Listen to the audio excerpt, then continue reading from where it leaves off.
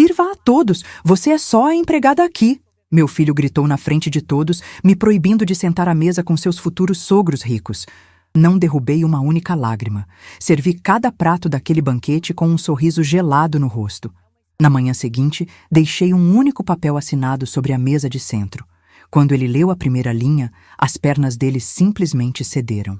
Eu estava de pé com a travessa quente nas mãos quando o meu filho abriu a boca e destruiu 32 anos de silêncio respeitoso em menos de 10 palavras. Não foi cochichado. Não foi dito com o constrangimento de quem sabe que está errado, mas precisa errar mesmo assim. Foi dito com voz projetada, firme, com aquela certeza de quem não está improvisando, de quem chegou àquela frase depois de ter praticado mentalmente o suficiente para que ela saísse limpa, sem hesitação, sem a falha de quem ainda tem dúvida sobre o que está fazendo. Sirva a todos primeiro. Você é só a empregada aqui. O salão da mansão Vanderlei estava em silêncio naquele segundo. Não o silêncio de quem não ouviu. O silêncio de quem ouviu demais e não sabia para onde olhar. Havia 8 pessoas sentadas à mesa de carvalho envernizado. Essa mesa que o Osmar Vanderlei provavelmente comprou para dizer ao mundo que ele tinha chegado a algum lugar. O arranjo de flores brancas no centro cheirava a lírio e a formalidade forçada, daquele perfume que parece dizer que alguém gastou dinheiro para parecer requintado. Os garçons contratados, 2 rapazes de colete preto que fingiam ser parte da mobília, recuaram meio passo cada um, involuntariamente, como se o ar tivesse ficado mais denso naquele metro quadrado em volta de mim. Eu olhei para o meu filho, Reginaldo Teixeira Sampaio, 41 anos, filho que eu criei com as mãos que trabalharam até a articulação doer. Estava sentado ao lado da Mirelle Vanderlei Fontes, com a postura de quem finalmente tinha chegado ao lugar que julgava merecer, com o paletó novo que eu apostei que ela escolheu para ele, com o cabelo que estava diferente, mais arrumado, mais calculado, menos dele e mais da versão que a família dela queria ver. Estava sentado à mesa de carvalho, como se sempre tivesse pertencido àquele tipo de assento, e eu estava de pé, com a travessa de lombo nas mãos, como se sempre tivesse pertencido ao outro lado. A Mirelle olhava para a toalha de mesa. O canto da boca dela estava levemente curvado para cima. Não era um sorriso aberto. Era aquele sorriso de quem plantou uma semente e estava verificando se brotou direito. Um sorriso de administração. De quem sabia exatamente o que havia acontecido, porque havia contribuído para que acontecesse. O Osmar Vanderlei, na cabeceira, tinha aquela expressão de homem que achou graça, mas que não ia admitir, porque admitir seria confirmar que havia risos impróprios acontecendo na sua mesa. Era um homem de uns 65 anos, volumoso, com a autoconfiança de quem incorporou imóveis em Goiânia por décadas e aprendeu que dinheiro grande compra silêncio de sala. A Celinha, mãe da Mirelle, me olhava com o pior tipo de olhar que existe nesse mundo. O olhar de pena condescendente. Não o olhar de quem acha que você é inferior. O olhar de quem acha que é uma pena que você seja inferior. Como se isso fosse uma fatalidade da natureza com a qual todos precisavam lidar com elegância. Um olhar que dizia, que situação terrível para essa pobre mulher, e que não tinha intenção nenhuma de fazer nada a respeito. Um dos irmãos da Mirelle, não sei nem o nome, nunca soube, desviou o olhar para o copo com a velocidade de quem decidiu que não estava presente. O outro ficou olhando para o guardanapo de linho, como se o padrão bordado nele fosse de repente o assunto mais interessante do mundo. Ninguém disse nada, nem um único. Reginaldo, o que foi isso? Nem um único olhar firme, nem o mais mínimo gesto de quem se interpõe entre a crueldade e a pessoa que recebeu a crueldade. Eu olhei para o meu filho por 3 segundos. Contei. 1, 2, 3. Com a calma de quem estava contando porque sabia que o que vinha depois desses 3 segundos dependia de como ela manejava os que vinham antes. Depois sorri. Não um sorriso quente. Não um sorriso de quem perdoou ou de quem não entendeu o que aconteceu. O sorriso que eu uso quando estou entregando um vestido para uma cliente particularmente difícil. A cliente que chegou com exigências impossíveis, que pediu ajustes a cada prova, que mudou de ideia sobre o decote 3 vezes, que telefonou às 11 da noite para perguntar sobre o acabamento do véu. Aquele sorriso que não tem calor nenhum, mas tem toda a compostura do mundo.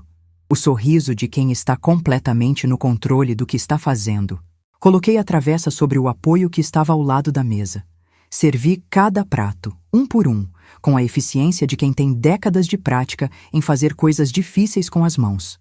Comecei pelo Osmar Vanderlei, porque estava na cabeceira e porque iniciar por ele era o protocolo correto de serviço, e eu não ia errar nem nisso. Passei pela Celinha, pelos 2 irmãos, cujos nomes eu nunca aprendi e não lamentei não saber, pela Mirelle, que continuou olhando para a toalha com aquele sorriso no canto da boca. E pelo Reginaldo, que não me olhou nos olhos uma única vez enquanto eu servia. Não uma vez. Em nenhum momento. Olhou para o prato, para o copo, para o relógio, para o arranjo de flores.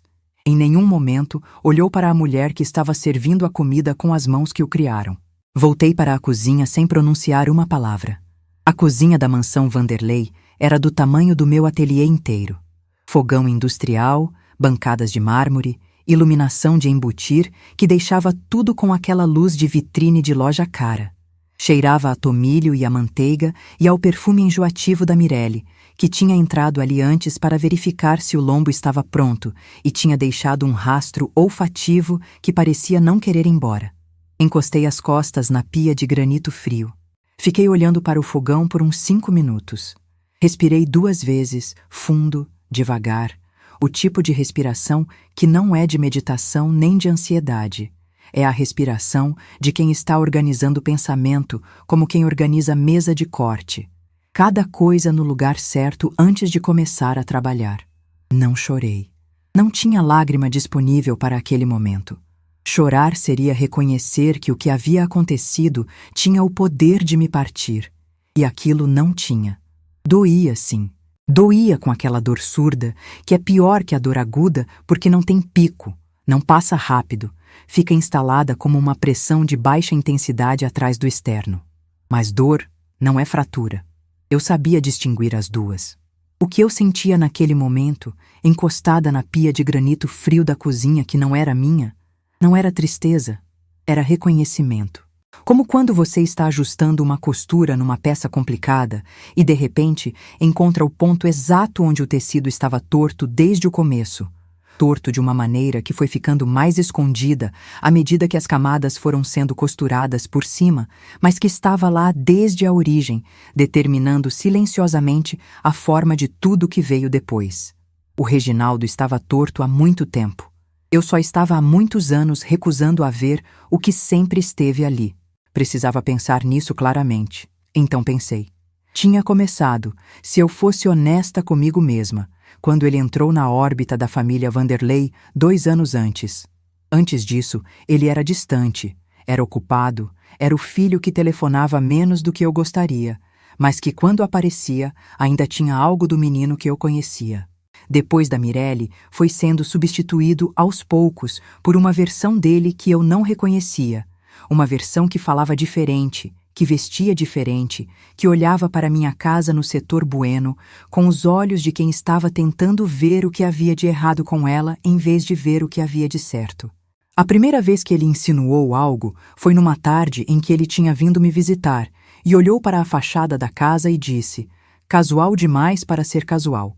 Mãe, você não pensa em dar uma renovada nisso aqui?" Eu disse: "A casa está ótima." Ele disse: "Claro, mas..." E não terminou a frase, que é o tipo de inacabamento que é mais ruidoso do que qualquer conclusão. A segunda vez foi quando a Mirelle veio ao ateliê pela primeira vez, 4 meses atrás. Chegou com a pontualidade de quem chegou cedo para marcar território, num vestido de alfaiataria que provavelmente custava o que eu cobro por 2 trabalhos completos, com o perfume que reconheci imediatamente como caro e enjoativo. Aquele tipo de fragrância que foi construída para ocupar espaço, para anunciar a presença de quem usa antes que quem usa entre no cômodo. Ela olhou para o ateliê com os olhos de quem estava avaliando um fornecedor. Não era o olhar de uma noiva em ateliê de vestido.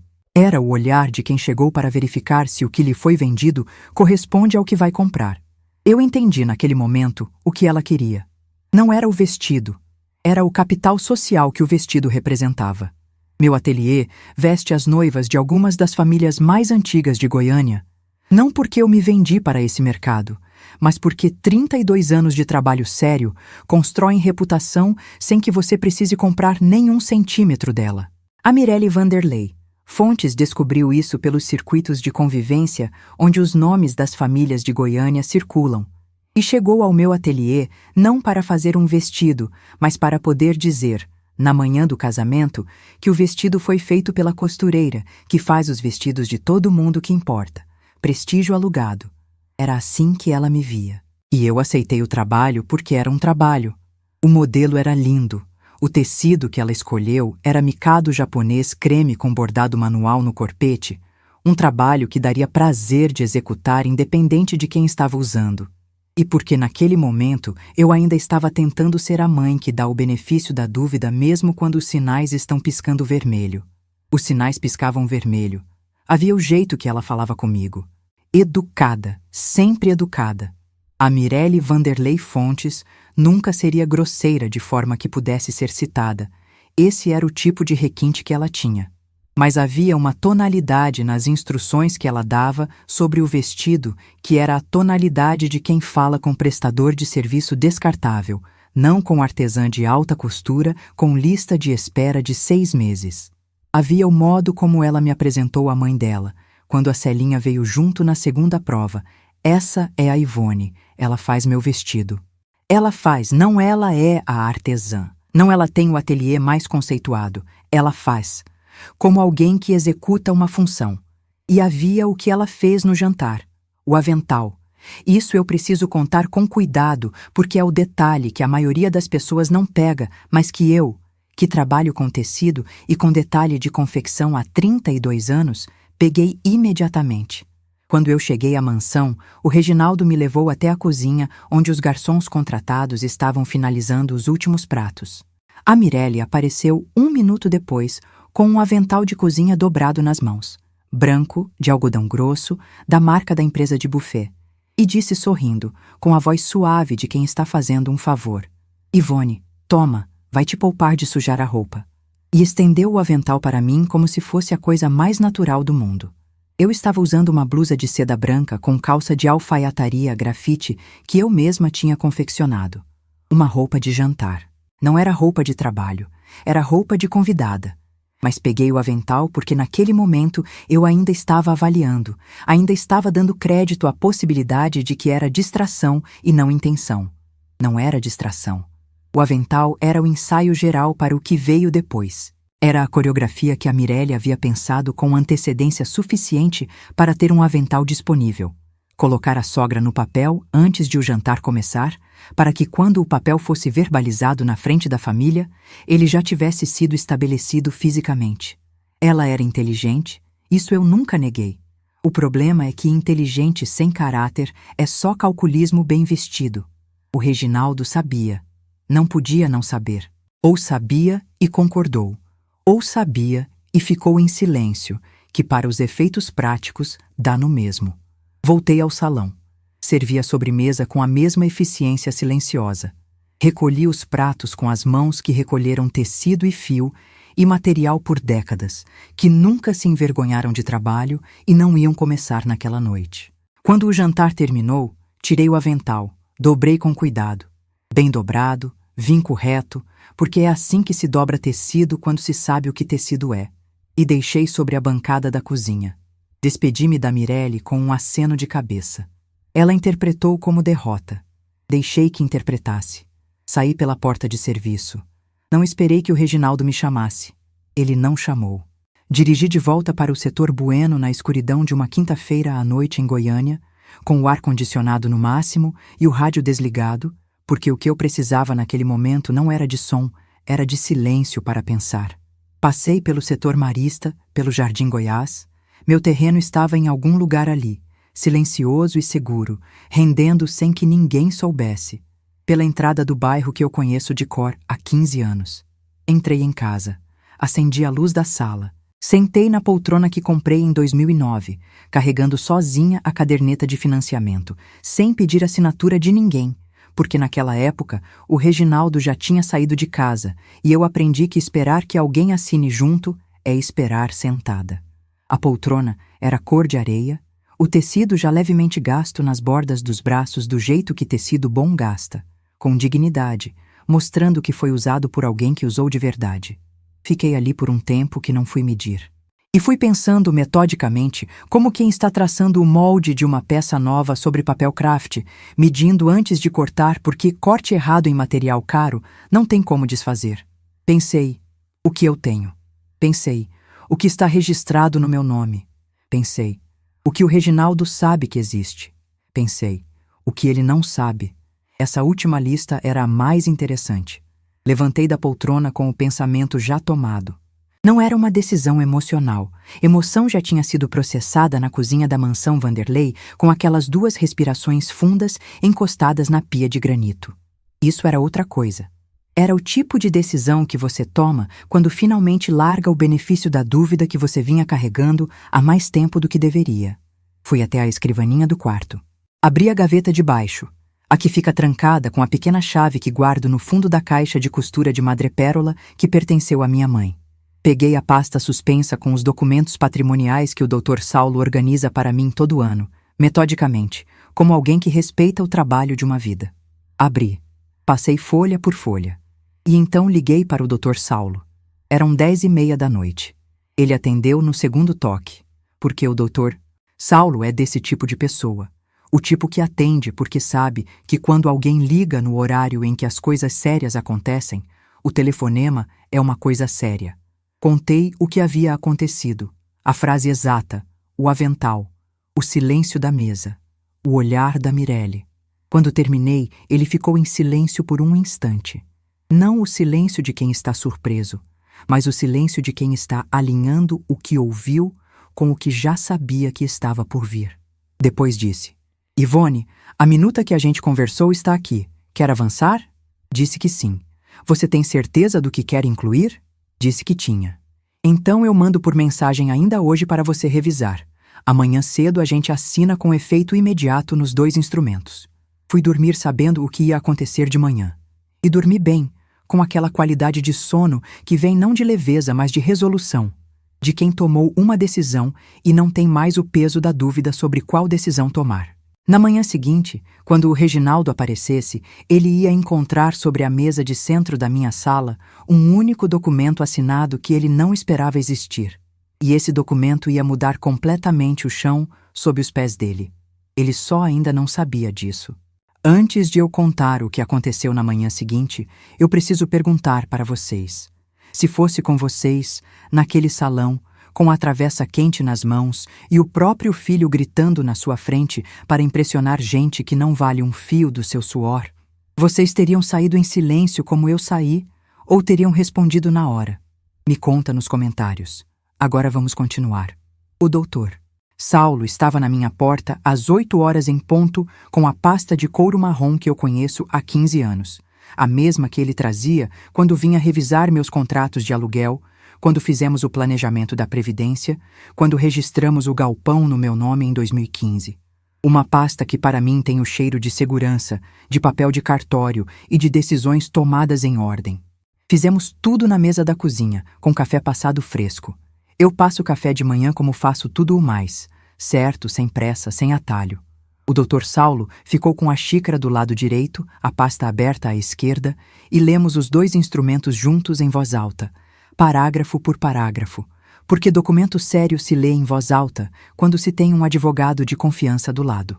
O primeiro era a confirmação da alteração de beneficiário da Previdência Privada. O doutor Saulo havia processado eletronicamente na véspera com efeito imediato, assim que eu confirmei por mensagem depois do telefonema das 10h30. O fundo filantrópico vinculado à Associação de Costureiras Autônomas que eu apoio há anos, que recebe uma parte da renda do ateliê desde 2011, que financia o curso de corte e costura para mulheres em situação de vulnerabilidade no Parque Amazônia, substituía qualquer herdeiro direto. Efeito imediato. Irreversível sem novo instrumento lavrado por mim em cartório. O segundo era a codicilo testamentária. Já registrada em cartório naquela manhã, antes de o Dr. Saulo chegar à minha casa, ele tinha ido ao cartório às 7h20, quando o cartório abriu, com a minuta que havíamos revisado na mensagem da véspera. Destinava o imóvel do setor Bueno, o terreno do Jardim Goiás e o galpão com o contrato de locação ativo ao mesmo fundo filantrópico, com cláusula de inalienabilidade em favor da associação. Blindado, limpo, sem brecha. Às 8h30, a dona Perpétua bateu na porta. Ela é minha vizinha de frente há 12 anos e trabalhou 38 anos no cartório de registro de imóveis. Não como atendente, como técnica sênior de registro, que é a diferença que importa porque técnica sênior de registro conhece cada detalhe de como uma escritura pode ter problema e como garantir que não tenha. Quando eu liguei para ela na véspera, depois de falar com o Dr. Saulo, ela disse: Ivone, vou olhar os registros ainda hoje à noite. Você me conhece, eu não durmo com dúvida. E não dormiu. Chegou com os óculos de leitura pendurados no pescoço e a seriedade de quem assina como testemunha em documento sério não é cerimônia, é responsabilidade.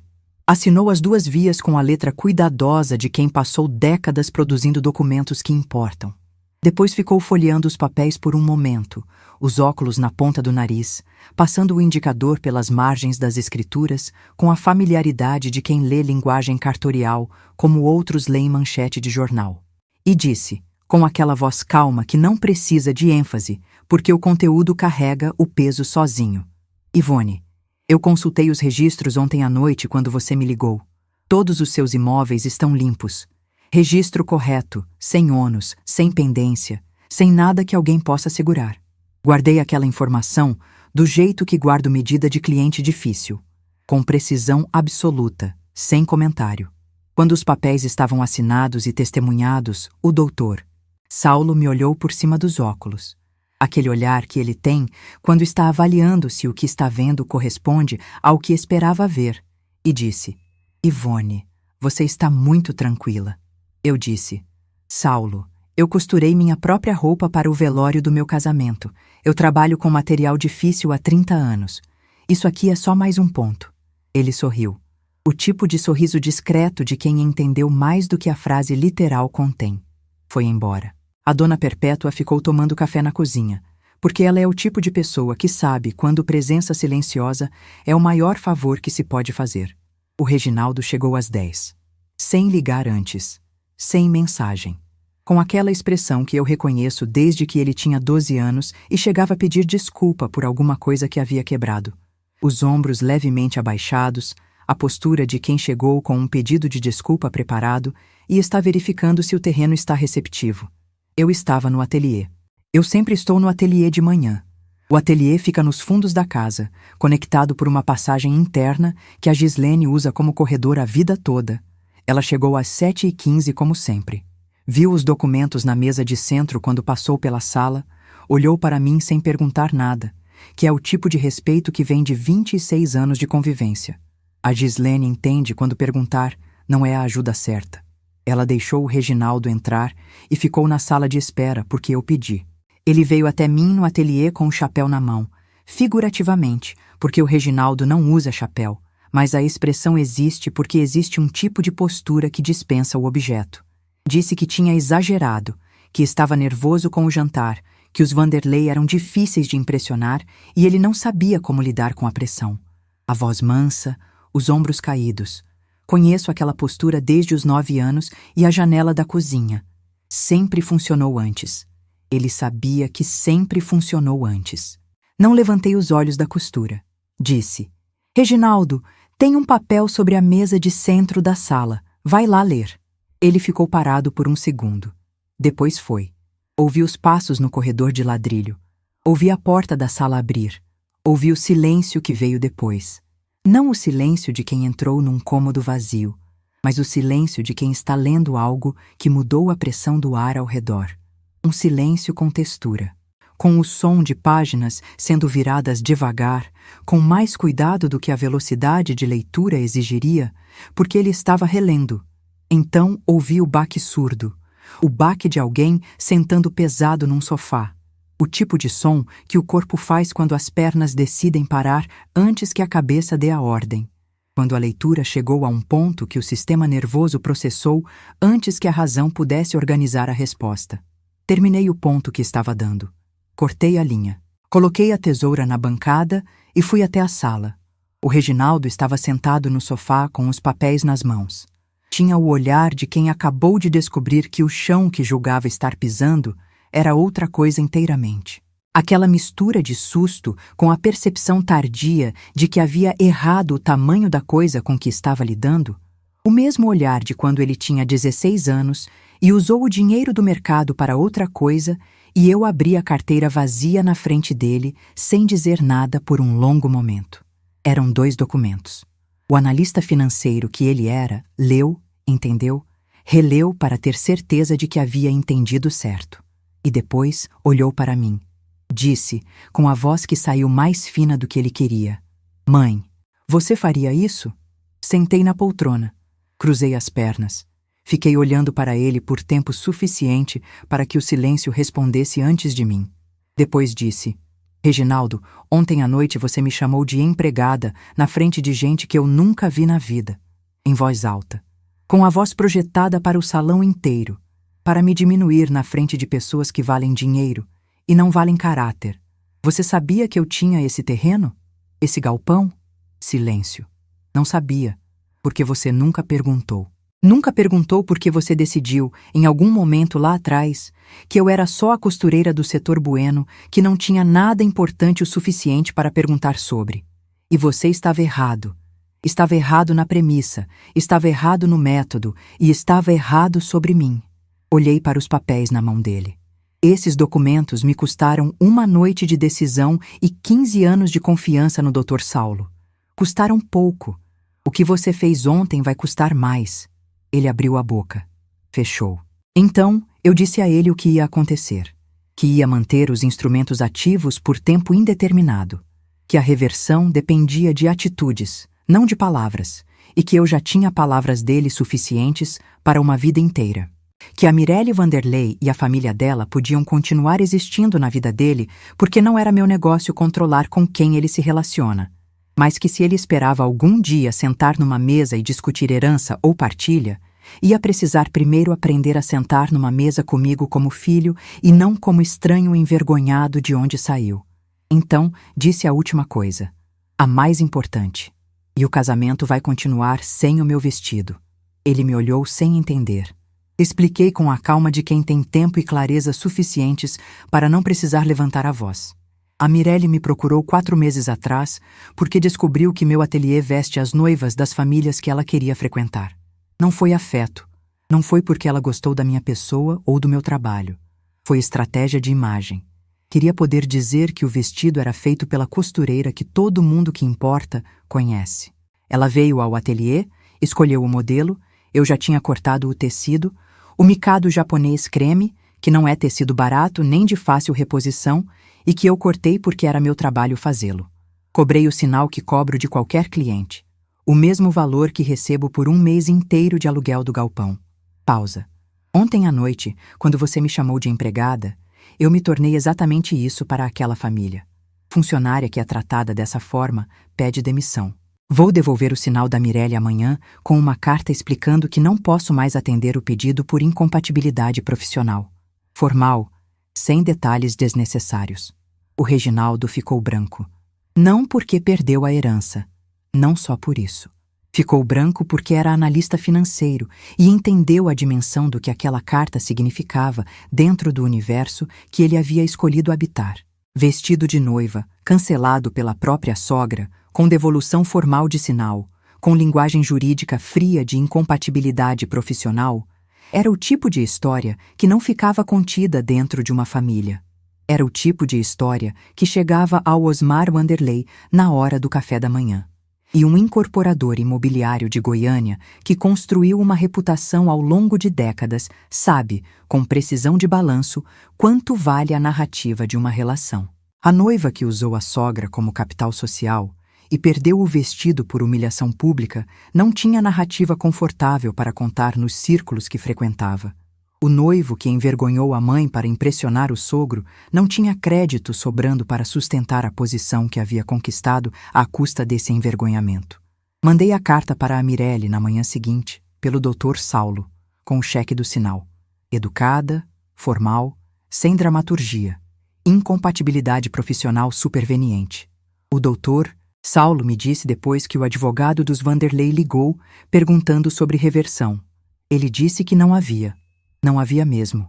Mas a história que eu preciso contar agora não é a da manhã dos documentos. É a que veio depois, quando a adrenalina da decisão passou e a realidade do que havia acontecido ficou instalada no cotidiano. Porque decisões corretas não são necessariamente decisões indolores. Eu sou uma mulher de 68 anos. Tenho ateliê, tenho imóveis, tenho saúde, tenho a Gislene, tenho a Dona Perpétua, tenho o Dr. Saulo. Tenho clientes que me respeitam e que voltam a cada novo vestido com a mesma fidelidade de quem encontrou alguém em quem confia. Tenho muito. Sei que tenho muito. Não sou de fazer pouco de nada que construí, mas tenho um filho. Tinha um filho que foi embora sendo uma coisa e voltou sendo outra, e a versão que voltou é a que fez aquilo naquele salão. Nas semanas que se seguiram ao jantar, acordei mais cedo do que o necessário. Não de ansiedade. Não era ansiedade. Era aquele estado de alerta que não tem objeto específico, a mente que acorda antes do corpo porque ainda está processando algo que o sono não terminou de organizar. Ficava na cama por uns 10 minutos antes de levantar, olhando para o teto branco do quarto, que é o mesmo teto branco há 15 anos, o mesmo ventilador no canto, a mesma cortina de linho cru que eu mesma confeccionei quando me mudei. A casa ficou mais silenciosa do que eu lembrava que ela era. Isso é o detalhe que pega de surpresa. O silêncio. Não que o Reginaldo morasse comigo ou fosse presença constante. Não era. E eu havia aprendido a viver bem com isso. Mas existe uma diferença entre o silêncio de quem está sozinha por escolha e o silêncio de quem está sozinha depois de uma ruptura. O segundo tem uma textura diferente. Ocupa o espaço de outro modo. Você percebe nos detalhes. A mesa da cozinha que não precisa de 2 xícaras, o telefone que não vai tocar com a voz dele, a ausência do possível que é mais pesada que a ausência do certo. Não me fiz de coitada. Nunca fui de me fazer de coitada. Mas honestidade comigo mesma é o que me diferencia de alguém que finge que não doeu. Doeu. Doeu com aquela dor específica de mãe que é diferente de qualquer outra dor que existe. Não porque seja maior, mas porque não tem analgésico adequado, não tem tratamento padrão, não tem tempo de recuperação previsível. É a dor de ter feito algo que achou que estava fazendo certo e descobrir que pelo menos em parte estava errada. Não porque a decisão foi errada, mas porque não há decisão certa para esse tipo de situação. Fui para o ateliê todos os dias. Isso eu nunca deixei de fazer. O ateliê é o meu segundo endereço afetivo, como eu sempre digo. Não é metáfora, é descrição precisa. Aquele cheiro de tecido novo e ferro de passar quente. A luz que entra pela clarabóia do fundo e cai em faixa oblíqua sobre a bancada de corte no meio da tarde. O barulho ritmado da máquina de costura industrial que a Gislene opera com uma velocidade que ainda me impressiona depois de todos esses anos. Isso é um território que eu construí e que ninguém me pode tirar. Quando entro ali de manhã e acendo a luz e pego a primeira peça do dia, sou inteiramente quem sou. Sem mediação, sem negociação, sem precisar de aprovação de ninguém. A Gislene me olhava nos primeiros dias com o cuidado de quem quer perguntar, mas sabe que a hora certa ainda não chegou. Gislene aprendeu o ofício comigo do zero em 1998. Ela chegou ao ateliê como auxiliar de serviços gerais, viu o trabalho, pediu para aprender, e eu ensinei porque reconheci nela a qualidade mais importante numa profissão de paciência. A disposição para fazer o ponto errado, quantas vezes for necessário até acertar, sem se envergonhar do erro. Em 26 anos, ela se tornou minha oficial de ateliê, minha memória institucional, a pessoa que conhece cada cliente, cada contrato e cada gaveta do escritório melhor do que eu mesma às vezes. Numa tarde de segunda-feira, 2 semanas depois do jantar, ela trouxe 2 cafés para a bancada e ficou um momento em silêncio ao meu lado enquanto eu trabalhava num ajuste de bainha. Depois disse, sem olhar para mim, os olhos no trabalho que tinha nas mãos: Dona Ivone, a senhora sabe que fez certo. Não era pergunta. Não precisava de resposta, mas eu disse: sei, Gislene. E ficamos trabalhando juntas em silêncio por mais 1 hora, que foi exatamente o que eu precisava. Foi sendo assim que fui reconstruindo a rotina depois do jantar. Acordava, café, ateliê, trabalho, as mãos sobre tecido, a agulha no lugar certo, a medida conferida, o ponto calculado. Cada peça completada era uma afirmação silenciosa de que eu continuava sendo capaz, de que meu ofício não dependia de validação de filho nem de aprovação de família de incorporador. Depende de mim. Sempre dependeu só de mim. Comecei a sair mais. Fui ao cinema sozinha uma tarde de sábado, coisa que eu não fazia há anos, e comi pipoca sentada no meio da fila sem pedir licença para ninguém sentar ao meu lado. Fui ao mercado municipal no domingo de manhã, que é quando os produtores de Trindade chegam com as hortaliças frescas, e passei 1 hora entre as bancas, cheirando tomate e erva cidreira e sentindo o tipo de prazer simples que a rotina apertada às vezes empurra para o esquecimento. Jantei na casa da Dona Perpétua numa quinta-feira, que é quando ela faz frango assado com alho e alecrim, um cheiro que enche a casa toda e que é o oposto absoluto do cheiro de lírio forçado da mansão Vanderlei. Estava começando a encontrar o ritmo de novo. Não o ritmo antigo, porque não era possível voltar ao ritmo antigo, que continha a possibilidade de que o Reginaldo ainda era o filho que eu havia formado. Era um ritmo novo, que continha a realidade do que ele havia mostrado ser. Mais estreito em alguns pontos, mais largo em outros, mais honesto. E eu sempre preferi a verdade estreita à ilusão confortável. Foi numa tarde de quarta-feira, 3 semanas depois do jantar, que a paz começou a rachar.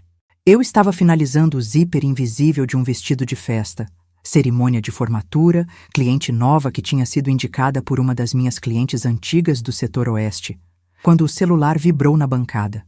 Era uma mensagem de áudio de um número que não estava na minha lista de contatos.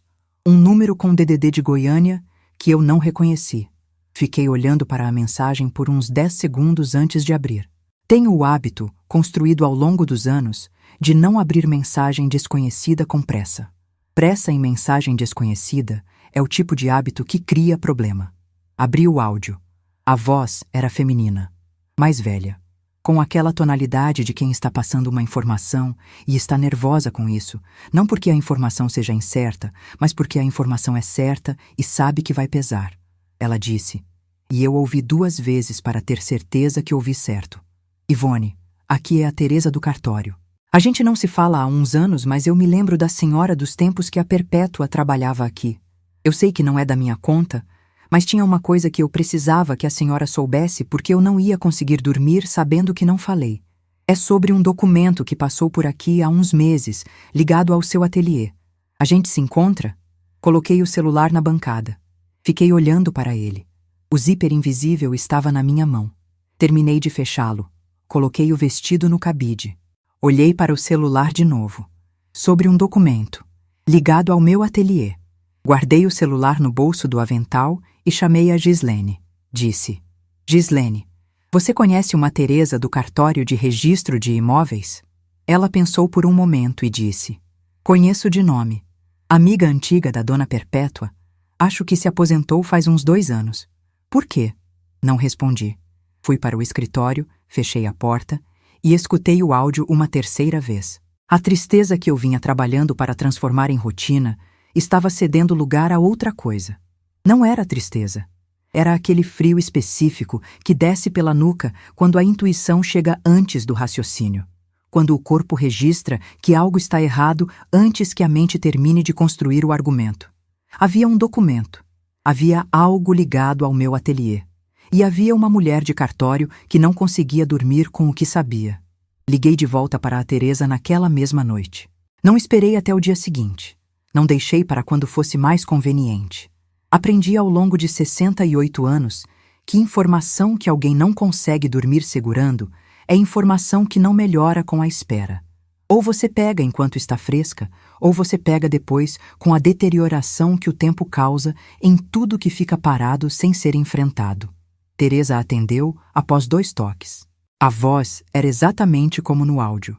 Firme, mas com aquela tensão de quem carregou algo por tempo demais e está prestes a pousar o peso. Ela disse que preferia falar pessoalmente. Combinamos no dia seguinte, às 10 da manhã, num café no setor oeste que ela frequenta. Longe do centro, longe do cartório onde trabalhou, longe de qualquer associação com o que ela estava prestes a me contar. Cheguei 5 minutos antes dela. Pedi café e água. Quando ela entrou, reconheci imediatamente. Uma mulher de uns 65 anos, cabelo curto e grisalho, óculos de armação quadrada, a postura de quem passou décadas em trabalho de escritório e carrega isso nas costas com a dignidade de quem fez esse trabalho bem. Sentou. Pediu o mesmo que eu. E sem rodeios, porque mulher que passa anos num cartório aprende que rodeio é inimigo de clareza. Disse: Ivone, há uns 4 meses, pouco depois que o seu filho ficou noivo da moça Vanderlei, passou pelo cartório um pedido de averbação que me chamou a atenção. Era uma procuração com poderes amplos para a negociação e eventual oneração de um imóvel comercial registrado no seu nome, o Atelier. O procurador era um advogado que eu não conheço bem, escritório novo na cidade, clientes da família Vanderlei. A procuração tinha assinatura com o seu nome. Eu fiz a verificação de praxe e a assinatura foi reconhecida em cartório, mas não pelo nosso. Por um cartório menor, fora do meu distrito. Eu mantive as mãos sobre a mesa. Planas. Imóveis. Teresa, eu disse. Eu nunca assinei nenhuma procuração sobre o ateliê. Ela me olhou com a seriedade de quem precisava ouvir isso, mas já sabia a resposta. Eu sei, Ivone. Era o que eu suspeitava. Eu não processei o pedido. Travei internamente, pedi prazo para a verificação complementar e o advogado ficou irritado e disse que ia apresentar em outro cartório. Não sei o que aconteceu depois. Me aposentei 2 meses depois desse episódio e não quis saber. Mas não consegui esquecer. Paguei os 2 cafés, agradeci a Teresa pelo que havia custado a ela fazer aquilo e fui direto para o ateliê. Entrei pelo lado do escritório, não pela porta da frente. Fui até a gaveta dos contratos. Peguei a pasta do ateliê. Escritura, contratos de serviço, registros de CNPJ, alvarás. Liguei para o Dr. Saulo enquanto ainda estava com a pasta na mão. Contei tudo em menos de 2 minutos. Ele ficou em silêncio por um momento. Depois disse: Ivone, eu preciso que você me mande o número da matrícula do imóvel do ateliê. Hoje ainda. Vou verificar o registro. Mandei por foto da escritura em menos de 5 minutos. Ele me ligou de volta em 40 minutos. A voz era cuidadosa. Cuidadosa do jeito que advogado experiente usa quando está prestes a dizer algo que sabe que vai aterrissar pesado. Ivone, o imóvel do ateliê está limpo. Não há nenhum ônus registrado, nenhuma averbação completada. Isso é bom. Mas há um registro de tentativa de protocolo que foi suspenso por inconsistência documental. Isso é compatível com o que a Teresa te contou. Alguém tentou e não conseguiu completar. A pergunta agora é: quem tentou? E se foi uma vez, ou se houve mais tentativas em outros registros? Como eu descubro? Você não descobre sozinha. Mas eu sei quem descobre. O doutor. Saulo me indicou uma investigadora particular, especializada em casos de documentação patrimonial, que havia trabalhado em casos anteriores com o escritório dele. O nome dela era Claudete. 40 e tantos anos, ex-analista de cartório, reconvertida em investigadora de documentação há 12 anos. A mulher que o Dr. Saulo descreveu era exatamente o que eu precisava. Alguém que entende a linguagem de registro de imóvel com o mesmo nível de detalhe que eu entendo costura. Nos encontramos no escritório do Dr. Saulo 2 dias depois. Claudete veio com um caderno de anotações, caderno de papel, não eletrônico, porque ela disse que papel não tem problema de bateria e não depende de sinal. E ouviu tudo o que eu tinha para contar com o tipo de atenção que não interrompe, mas que você percebe que não perde uma palavra. Quando terminei, ela disse: Dona Ivone, o que a senhora me descreveu é um padrão que eu já vi antes. Não é incomum em casos onde há uma família com recursos e um elo de acesso. Nesse caso, o seu filho, que representa uma ponte para o patrimônio de alguém que essa família quer acessar. A boa notícia é que não completaram. A notícia que precisa de atenção é que tentativa fracassada, às vezes, é só a primeira tentativa. O que você precisa de mim? Acesso aos seus registros patrimoniais completos, os contratos do ateliê dos últimos 3 anos e qualquer comunicação escrita que você tenha trocado com o Reginaldo ou com a família Vanderlei nos últimos 12 meses. Dei tudo o que ela pediu. Claudete trabalhou por 10 dias. 10 dias em que eu fui ao ateliê, trabalhei, bebi meu café, servi minhas clientes, bordei o corpete de um vestido e ajustei o decote de outro, e por baixo de tudo isso carregava aquele peso de expectativa que não é ansiedade, mas é parecido. O peso de quem está esperando que alguém abra uma porta que você não sabe ainda o que tem do outro lado. O relatório chegou numa terça-feira de tarde. Claudete trouxe pessoalmente, que era o protocolo dela para relatórios desse tipo. Sentamos no escritório do Dr. Saulo, com ele presente, e ela foi passando página por página com aquela voz metódica de quem foi treinada para apresentar fatos sem inflexão emocional. O que havia acontecido era o seguinte: 8 meses antes do jantar na mansão Vanderlei, portanto, antes mesmo do noivado ser anunciado oficialmente, antes de a Mirelle aparecer no meu ateliê com o modelo do vestido, o Osmar Vanderlei havia encomendado a um dos escritórios jurídicos parceiros da incorporadora uma análise do patrimônio registrado no nome de Ivone Teixeira Sampaio.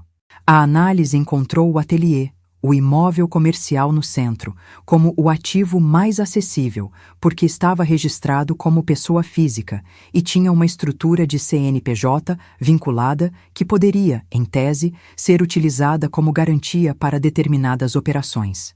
O que Osmar estava fazendo era verificar se a incorporadora da família poderia usar o ateliê como garantia colateral numa operação de crédito que estava estruturando. Sem o meu conhecimento, sem a minha anuência, por meio de uma procuração forjada com meu nome. A procuração havia sido tentada 2 vezes. A primeira, no cartório onde a Teresa trabalhava, foi travada por ela. A segunda, num cartório em Aparecida de Goiânia, havia sido apresentada, mas recusada por inconsistência de assinatura identificada pelo tabelião, que percebeu que o padrão gráfico era diferente dos documentos de referência em arquivo. 2 tentativas. 2 recusas.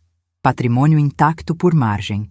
Mas havia mais. A Claudete virou mais uma página e disse: Dona Ivone, nos contratos do ateliê dos últimos 2 anos, encontrei 3 documentos de autorização de acesso ao espaço assinados com o CNPJ do ateliê e com uma assinatura que é do seu filho, não sua.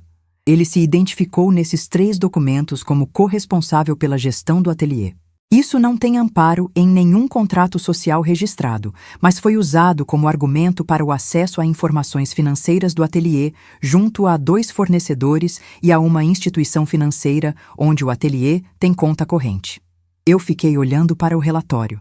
Meu filho, eu disse, com cuidado para que a voz não carregasse mais do que a frase precisava, se apresentou como corresponsável do meu ateliê. Sim, em 3 ocasiões documentadas. Não era o filho ingênuo sendo arrastado pela família da noiva. Havia documentos, havia assinaturas, havia 3 ocorrências deliberadas de alguém que não tinha autoridade se apresentando como se tivesse. Peguei o relatório, coloquei sobre minha bolsa. Agradeci a Claudete. Olhei para o Dr. Saulo, que me olhava com aquela expressão de quem estava esperando ver o que eu faria. Disse: Saulo, você pode preparar as notificações extrajudiciais para o Osmar Vanderlei e para o Reginaldo? Formais, com o relatório anexado, com prazo de resposta. Ele disse: Posso? E a notícia criminal? Eu disse: Deixa eu pensar sobre como vamos estruturar isso. Quero que seja cirúrgico. Não quero ruído. Quero resultado. Fui para casa. Sentei na poltrona cor de areia. Fiquei olhando para a parede por um tempo. Havia um ponto que ficou torto. Eu havia olhado para o tecido e visto o torto no fio do Reginaldo, mas não havia procurado o suficiente embaixo das camadas. O torto era mais profundo. Ia além do jantar, além da vergonha de filho que quis impressionar família de dinheiro. Havia acesso não autorizado. Havia documentos com a assinatura dele onde não devia haver. Havia um pai de noiva que havia mandado investigar meu patrimônio antes mesmo do noivado ser oficial, como quem verifica o ativo antes de fechar o negócio. Eu não era a mãe naquela história. Eu era o imóvel. Guardei essa conclusão no mesmo lugar onde guardo tudo que precisa de um tempo para assentar antes de virar ação. No fundo, com cuidado, onde não fermenta, mas não some. Na semana seguinte, Claudete me entregou a segunda parte do relatório. A parte que eu não havia pedido explicitamente, mas que ela havia acrescentado porque, como ela disse, quando você puxa um fio, ele raramente é só um. Pasque um. O escritório de advocacia que havia tentado a procuração forjada estava registrado no nome de um sócio cujo histórico incluía participação em 2 outras operações de tentativa de oneração irregular de imóveis de terceiros, ambas arquivadas por falta de prova suficiente para a instrução. Nenhuma condenação, mas padrão documentado. E o Reginaldo havia recebido, em 3 depósitos identificados nas movimentações bancárias que Claudete havia levantado via dados públicos de processo em que ele era parte como credor, um total de R$42 mil ao longo de 8 meses, oriundos de uma conta vinculada a uma das empresas do grupo Vanderlei. Não era salário. Não havia contrato de prestação de serviço registrado. Era dinheiro que entrou sem documento correspondente. R$42 mil em 8 meses, pagos por uma empresa do grupo do pai da noiva para o filho da mulher cujo ateliê eles tentaram usar como garantia. Eu tinha provas suficientes para o que precisava fazer. Mandei uma mensagem para o Reginaldo naquela tarde. Curta, direta. Reginaldo, preciso que você venha à minha casa no sábado às 11 horas. Tenho coisas importantes para conversar sobre o ateliê.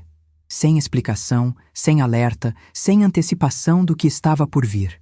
A mensagem de alguém que quer resolver um assunto. Ele respondeu em 15 minutos. Claro, mãe, estarei lá. Mandei uma segunda mensagem separada para o Dr. Saulo. Saulo, pode enviar as notificações formais ao Osmar Vanderlei com data de segunda-feira. Quero que ele receba na segunda, não antes. Obrigada. O Dr. Saulo respondeu. Entendido. Fui ao ateliê naquela tarde e passei 2 horas organizando os documentos que precisava ter em mãos para o sábado.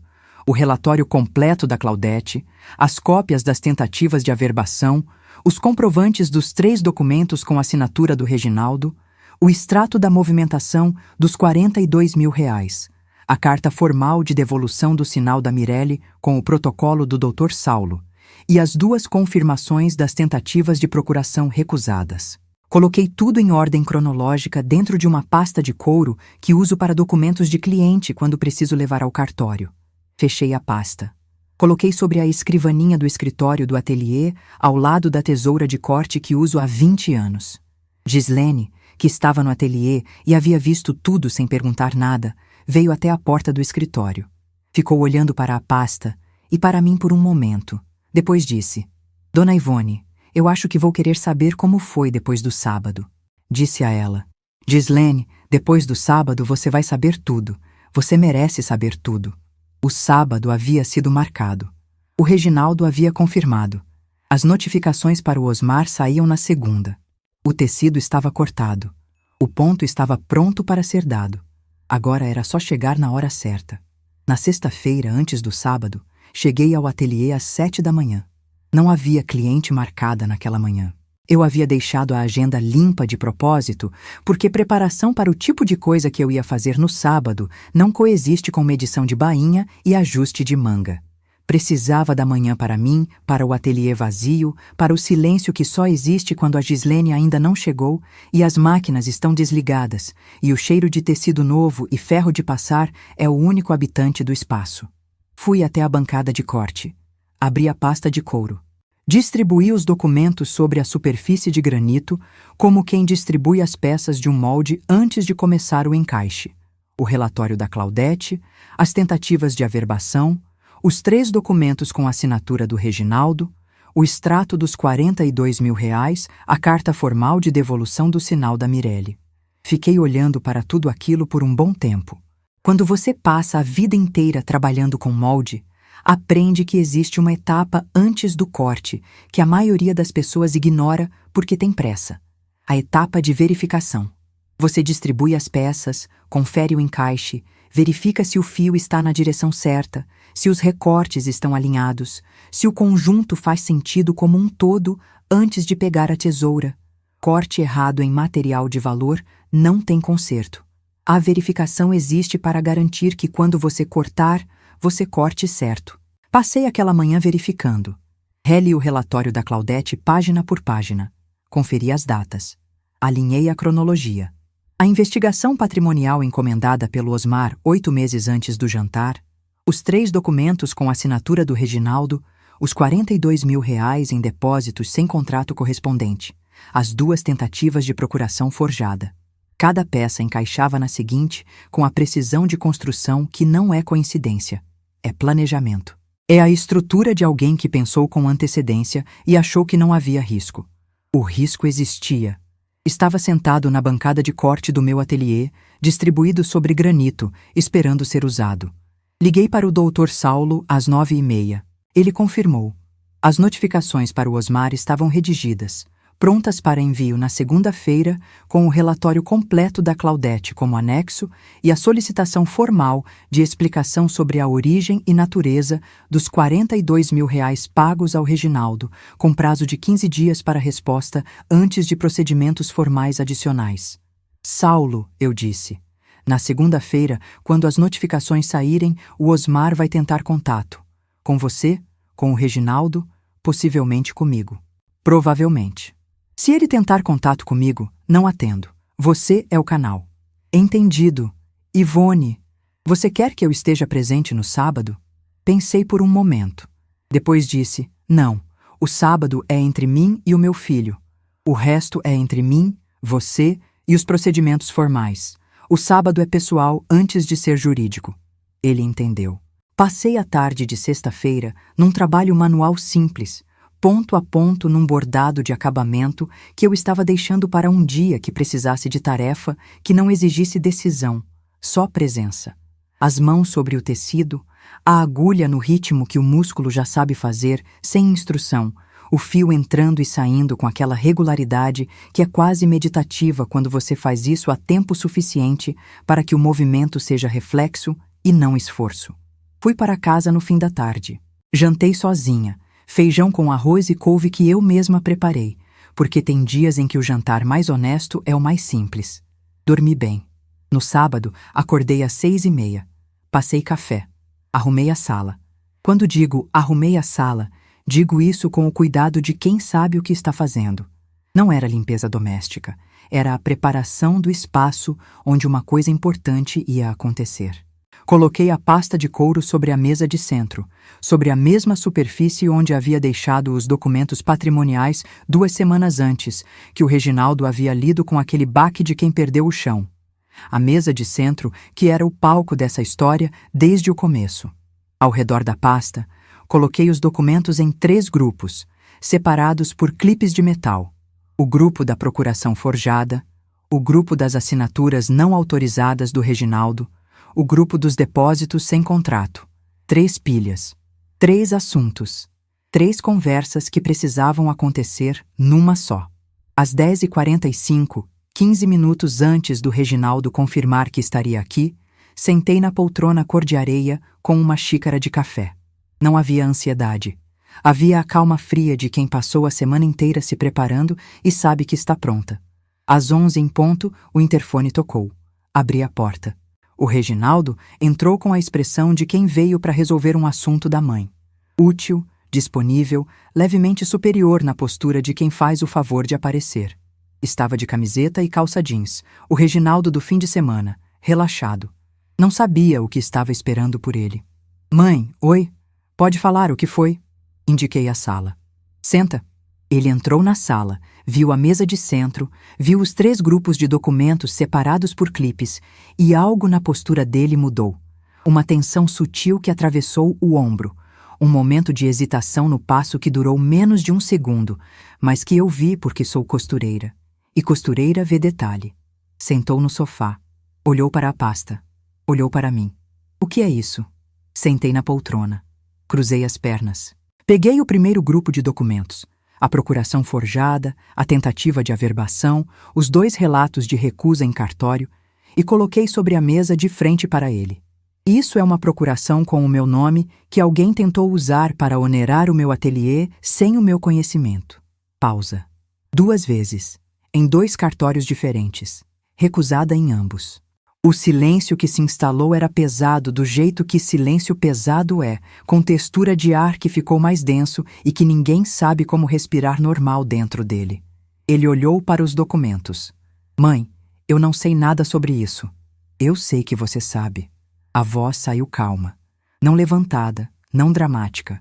Calma com aquela frieza que é pior do que grito, porque não tem emoção que o outro lado possa usar como ponto de apoio.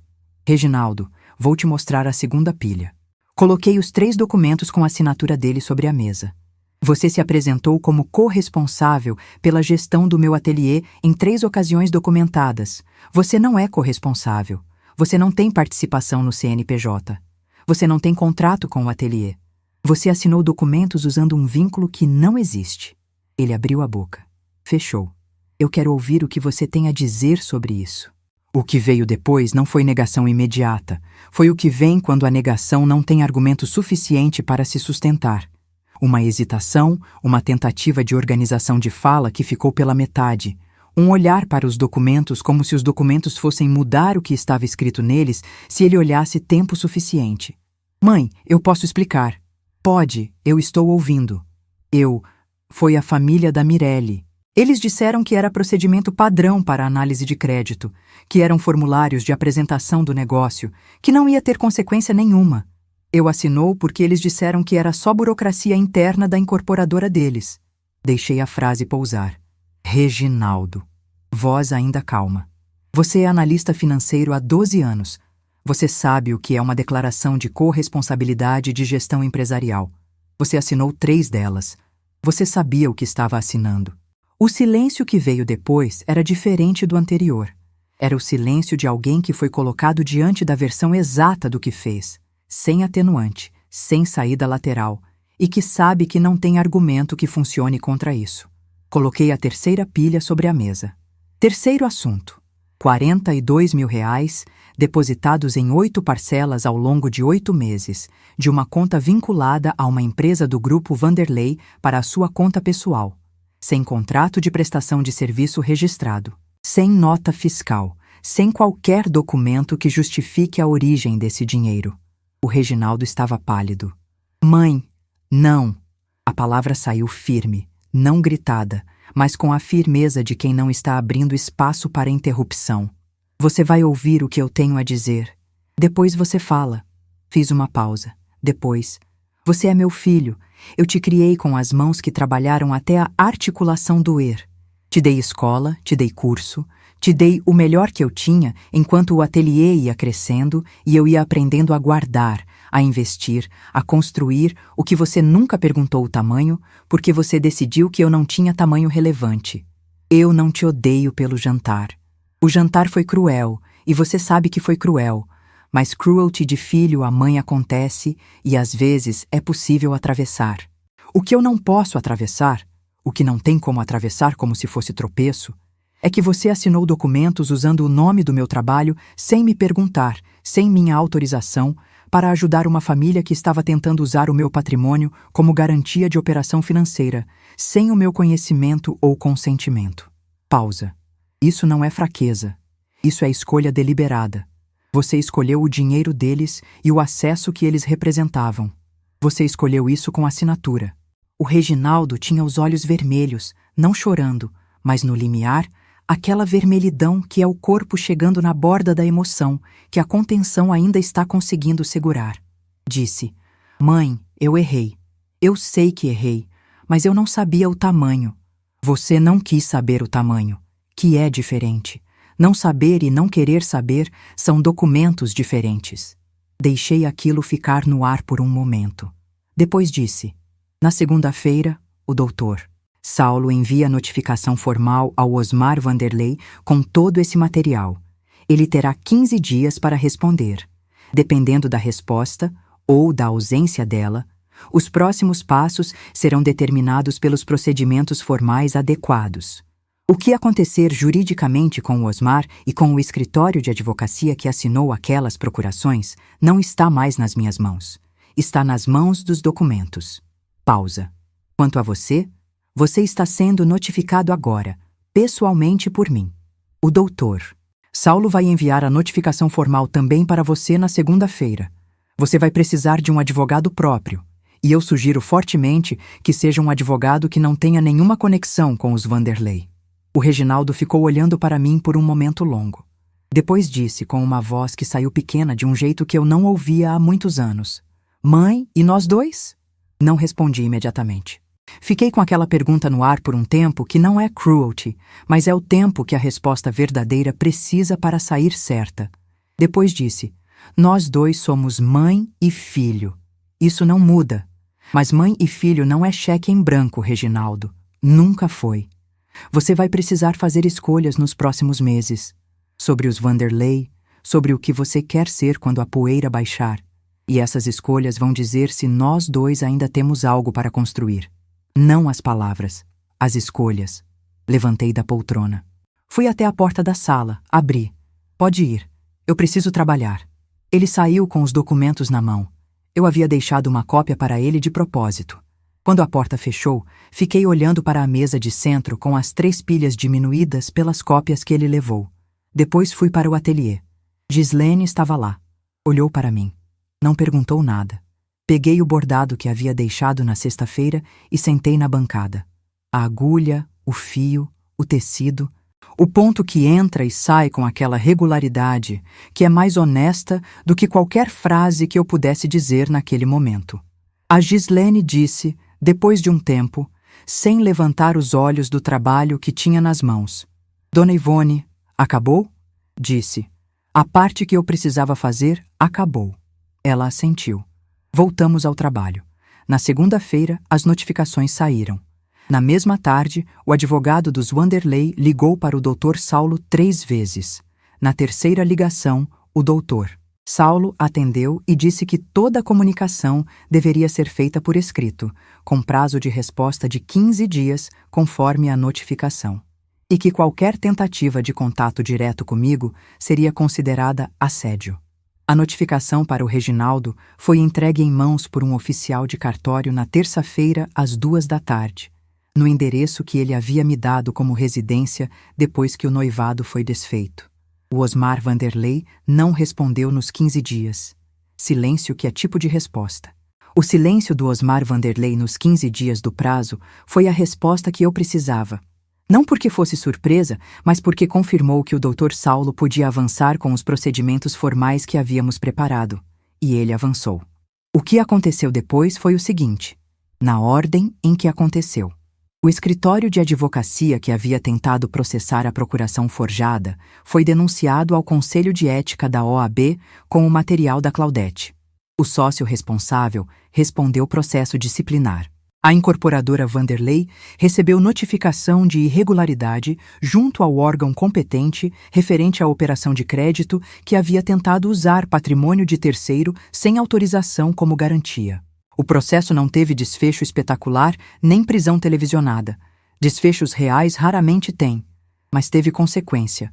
O crédito que Osmar estava tentando levantar não foi liberado, a operação foi suspensa e o nome do escritório de advocacia ficou associado ao processo disciplinar, de forma que afasta o tipo de cliente que importa para esse tipo de negócio.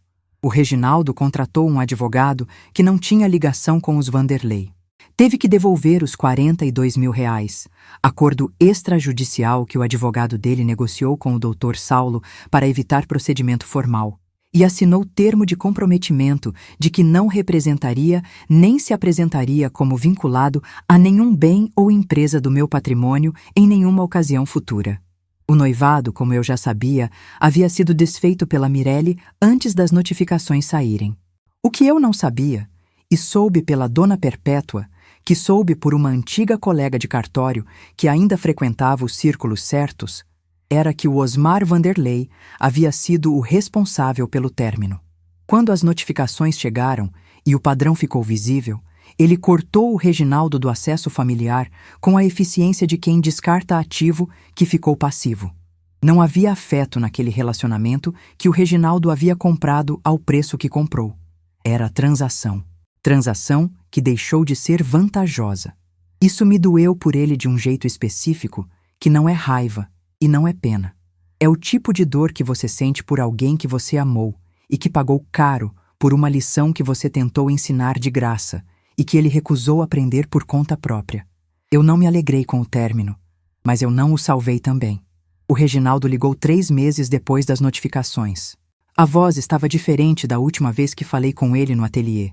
Sem o charme de emergência, sem a cadência de quem ensaiou o que vai dizer.